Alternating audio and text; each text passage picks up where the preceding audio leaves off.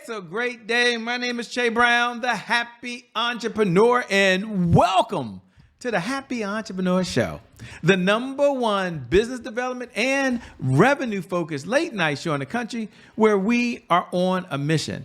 And our mission really is to empower, our mission is to inspire, and our mission is to provide you, that's right, you, the hard-working entrepreneur, with all of the resources that are necessary to execute that big vision you have for the people you will call to serve. In this episode, we have the one and only Shawnte. She's in the building. Yes, she's going to be talking about reclaiming your power, but she has this whole R.I.S.E framework. Can't wait to find out what that's all about.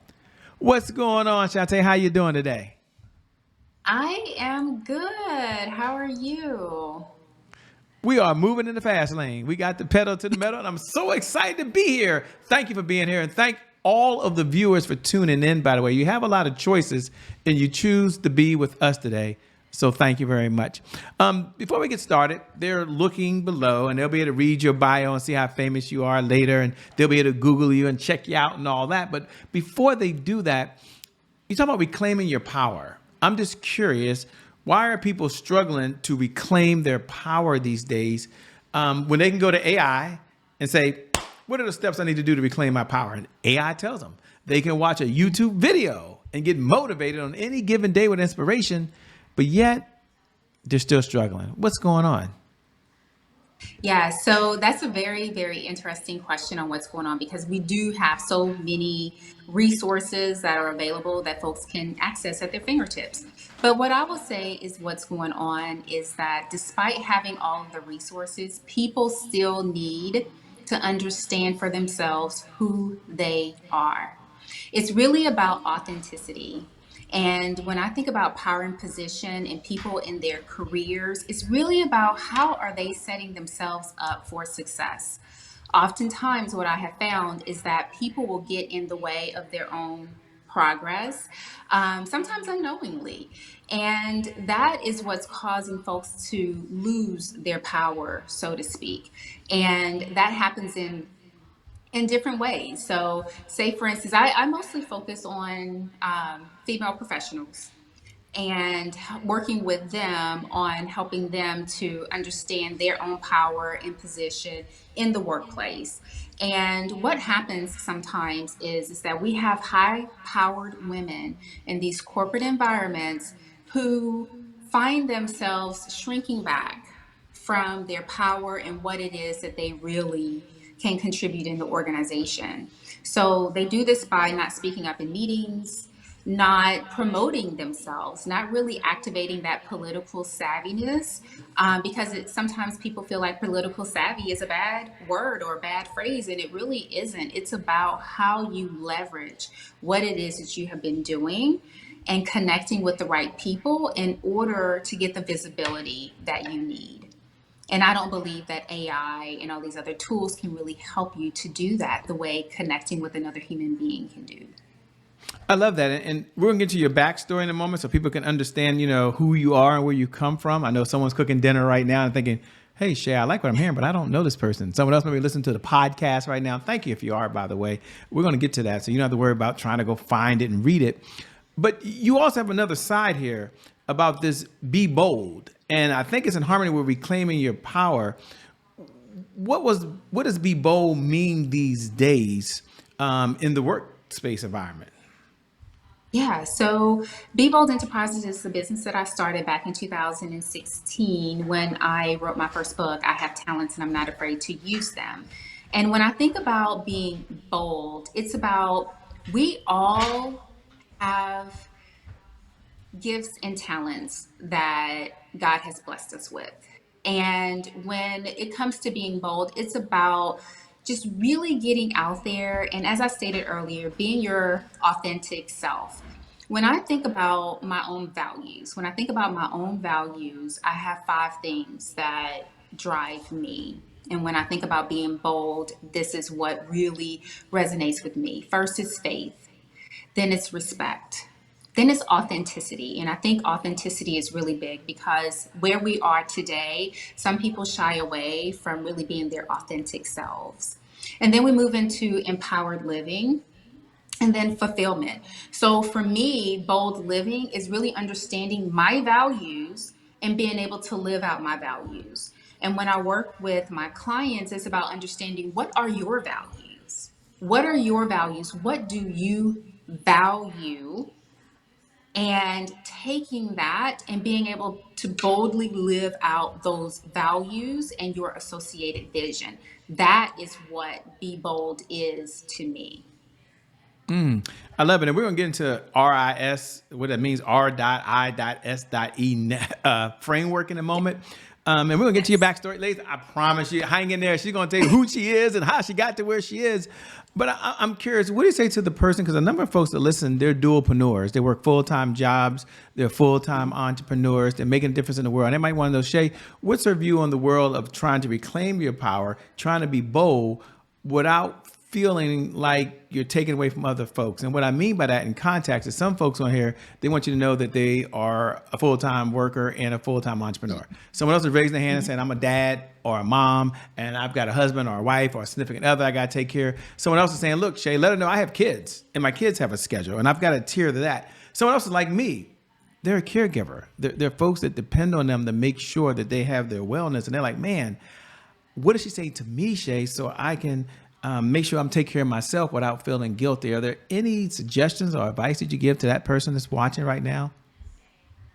So, what I would say is, for me, being a full-time employee was my story not so long ago. And you can do this. It's about, like I said earlier, and I don't want to sound like a broken record, but I also think that what's important deserves to be repeated. You really need to understand what your values are and being able to go back to what those values mean to you. So it's really level set on that first as you're thinking about your entrepreneurship and your entrepreneurial journey. Is level set on your values and the vision that you have for yourself, and understanding how can you take, so I'll talk about the full-time employee first. Understand, how can you take the things that you're doing in your current work, being respectful and mindful of your code of conduct and all those other things that you have to be mindful of, IP and stuff, and leveraging those skill sets in your entrepreneurial journey and carving out that time, whether it's in the morning, whether it's in the evening, or those times outside of when you're working, and being able to say, I'm going to leverage the skills that I'm building in my full-time job into my entrepreneurship, and I'm going to carve out the time where I know that I'm most effective. When I wrote my first book, I found that I was most effective first thing in the morning before I got dressed and ready for work, where I was writing out my chapters and so on, and I was able to shoot that out. So it's really important for individuals to understand, when am I at my best? And that's when you do your work outside of your full-time work schedule. For individuals who have families, I don't have one, like immediate family at this time, no husband, no kids, or anything like that. So I don't have to juggle around someone else's schedule, but I appreciate that in those who do. And so what I will say to those individuals is that if you are wanting to embark on your entrepreneurial journey while juggling other responsibilities, is to understand that as you are building out your future, you are doing that for your family. So there are times where you're going to need to be able to say, put together an agreement with those individuals that you are partnering with in life. Okay, put together an agreement to be able to say, it's like, this is something that's really important to me and it's going to help the family. And I need to carve out this time in order to be able to focus on these things. So set it as a schedule as you would anything else, and prioritize it. Prioritization is absolutely important when you are trying to build out your business. What is important to me, and make sure that the people in your life who are important to you, they understand what is your inspiration and what is driving you, and how that's going to add value to the family once you reach that level of success that you're working towards. Well said, by the way. That's spot on. And it's a perfect segue to folks to say, hey, we're going to slow down for a couple minutes here. Who is this person? I like what I'm hearing. It's making sense, Shay. And it's, it's very doable, by the way. She's a real down-to-earth person. So take a moment. You know the question. What's the backstory? Who are you? And what led you to the defining moment of you doing, well, what you're doing now, which is helping folks not only in their career, but helping them reclaim their power and helping them rise to be the greatest version of themselves? Yeah. So, who I am, the short version, I am the youngest of seven children. And so I had to figure out things on my own as I was growing up because I was left by myself a lot. And in that, I believe that has helped me to be creative. And throughout my life journey, I know what it's like to not be seen as someone that others expect to achieve much. So, being the youngest of seven, grew up in a low income household and having to figure things out on my own. And so, that is what helped to drive and push me. So, my career, my profession is in human resources. And in doing that, I have really embraced the opportunity to help others to find success in their career because I know how hard it is trying to figure things out on your own. So I have over 15 years in human resources, and through that I have coached managers and supervisors, frontline supervisors, all the way up to the president of a company.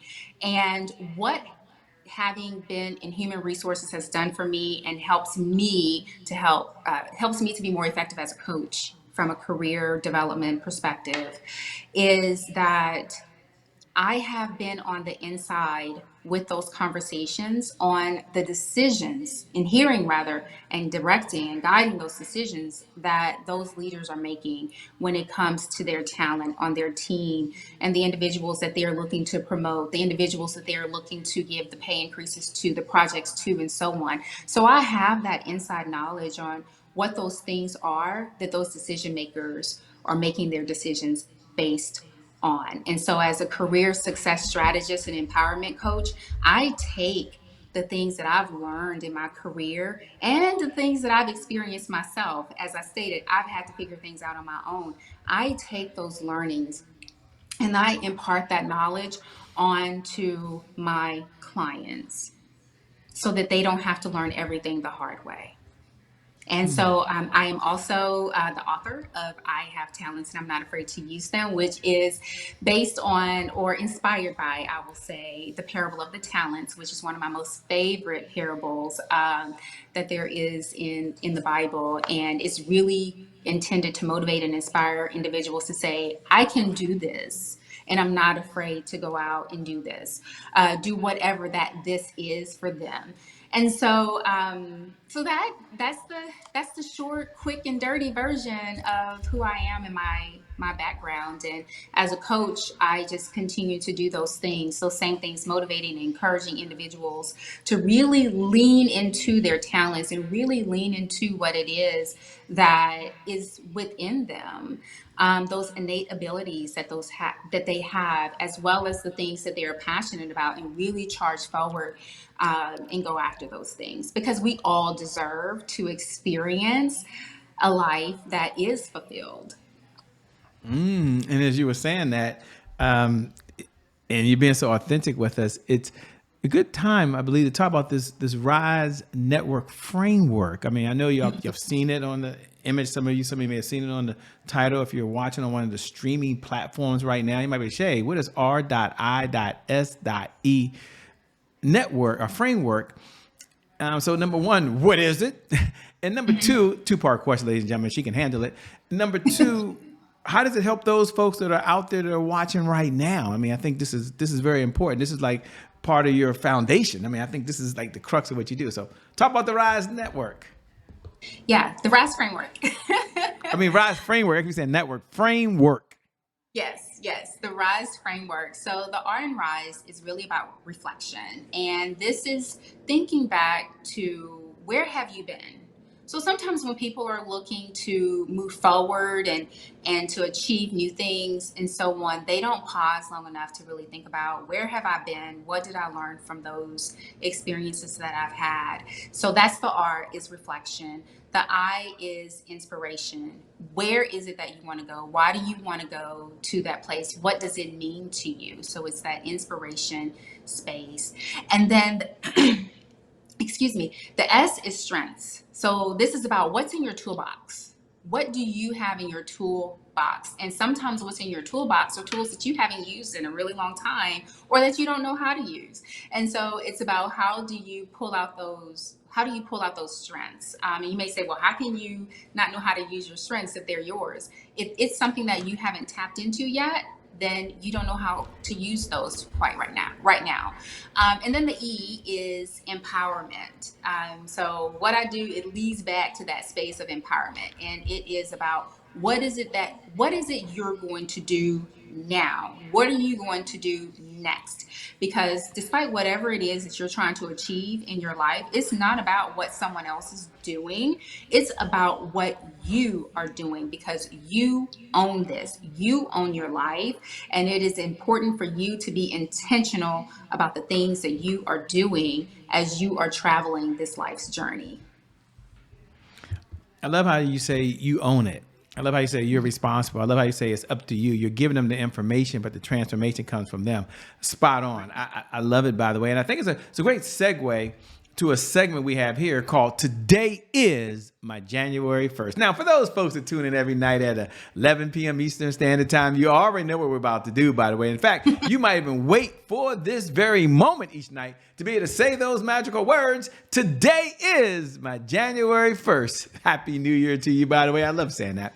And for all the new folks who are tuning in for the very first time, welcome to the Happy Entrepreneur family. We appreciate you. Without you, well, we don't have a show. So thanks for showing up. Today is our January 1st is our personal mantra. It represents at the Happy Entrepreneur Show a fresh start. It represents a do-over. It means our past, no matter how dark and gloomy that past is or how bright and sunny that past is back there, the past really no longer equals the future. And so my question for the one and only Shawnte on the other side is really two parts. Number one, when you hear those words, today is my January 1st, what goes through your mind? And number two, was there ever a time where there was a setback? There was a challenge. And if so, how did you bounce back from it? All right, so I'll try to make this really quick. The January 1st moment just recently happened for me, or happened to me rather, and that was earlier this year, where I was notified unexpectedly that my position was being eliminated. And it was very interesting that that morning I looked in as I was pulling the blouse down from the hanger. I looked to my right, and it's like, that shirt right there, I will always remember the outfit that I wore when I interviewed for this role. And the shirt, the blouse that I was grabbing, I said the same thing to myself. It's like, if my role ends today, I'm going to remember that I had this blouse on. And there were no leading indicators for me that my role was going to be eliminated. And so when that happened that afternoon, I was like, whoa, what's going on here? But I also like to say that when we have setbacks, when we have challenges, that is an opportunity for growth for us. And I took that time since then. I've taken that time to say my January 1st moment, this is my do over, is to really focus and lean in to my Be Bold Enterprises business, because that is something that is important to me. And so since that time, I have really honed in on who's my target audience. I've really honed in on what are those offers that I'm going to provide to my target audience. So it has been a resetting opportunity for me, and just having this blessing of this time, this space to be able to do that. That is what the January 1 moment, or January 1st for me, has been this year, because I wasn't expecting it. It happened, and it is allowing me to be able to do things that I was not able to do prior. Yeah, and I And love how you always say reset. Keep going. I love it. yes, and so to the second part of your question, that the setback piece, it was also a work related piece as well. And this is one of the things that I talk to my clients about when I'm coaching them. And that is, I was in a role shortly after they decided they wanted to restructure the HR team. So I was impacted. And so I went into a different role. And that role, it just seemed like, oh my gosh, this role is beneath me, and so on and so forth. That was the first thought. And then the second thought that came to mind is like, no, this is an opportunity for me to learn something different, learn something new. And when I got into that role, I fully embraced every opportunity that role brought to pass, because it was a new role and I had the opportunity to shape it. And so what I ended up doing there is I ended up initiating things, I innovated, I was able to change processes. I was able to create something that led to the organization saving tens of thousands of dollars year over year. I learned new skills. I connected with new people. And so sometimes when we find ourselves in setbacks and we find ourselves in places that we were not expecting, that is an opportunity for us to really grow and to develop and take ownership. There's that word again, taking ownership of the space that we are in. Because I don't know exactly how the saying goes, but it's something to the effect of it's not about what people do to you, it's about what you do as a result. And so for me, it was one of those things where, wow, I wasn't expecting this. I just relocated for this role. And so now I have to make the most out of this opportunity that has come to pass for me. And so being able to learn those new skills, the comeback for me was that role allowed me to step up in a leadership way in a different way, use my strengths in a different way, and it prepared me for that next opportunity, which was a bigger and better opportunity that I likely would not have gotten if I did not find myself in the role that initially I was looking at as a bummer kind of role, like, oh my goodness, what am I going to do here? So, what I would tell people is that we may find, or you may find yourself in a situation where you're not sure about what to do here. How did I get here? I don't deserve this. Instead of sulking and pouting about it, what I would say to you is figure out how you can make it work for you. Figure out how can I change and take this obstacle and use it as a growth opportunity. How can I take this to show resilience? How can I take this to be able to change and make an impact? Every obstacle, I believe, is an opportunity for you to be able to grow and to show people a different side of you. So that is what I will say when it comes to taking that setback and making it a comeback, is really leaning in to what are the opportunities that are here for me to expose and to be able to show what I'm made of. Love it. And as we come down the home stretch, this is a lot of good stuff.